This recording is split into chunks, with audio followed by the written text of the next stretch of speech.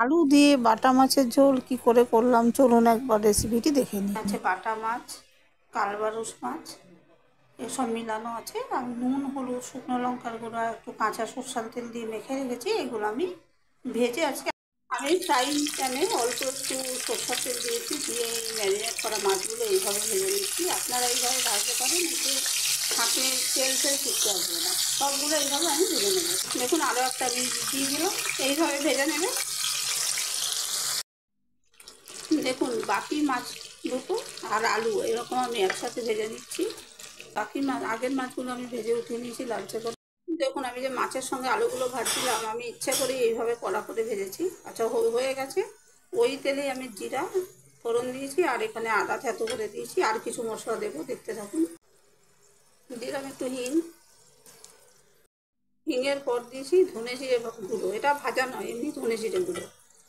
মেশালাম হলুদ গুঁড়ো আর শুকনো লঙ্কার গুঁড়ো। এবার একটু জল দিয়ে আমি মশলাটা কষিয়ে দিচ্ছি। মশলাটা কষিয়ে নিয়ে আমি আপনাকে দেখাবো।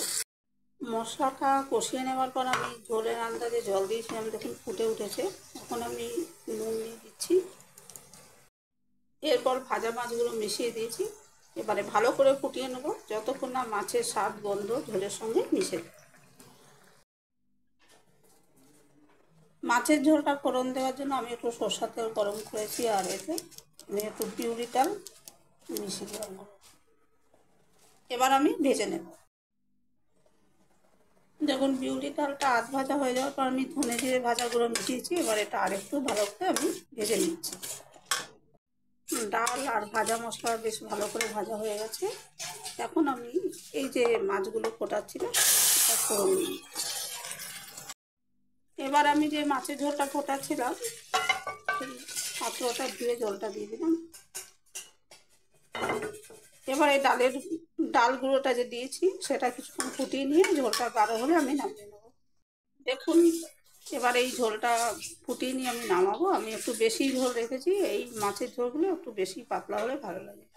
মাছের ঝোলটা হয়ে গেছে, এখন আমি অফ করে দিচ্ছি।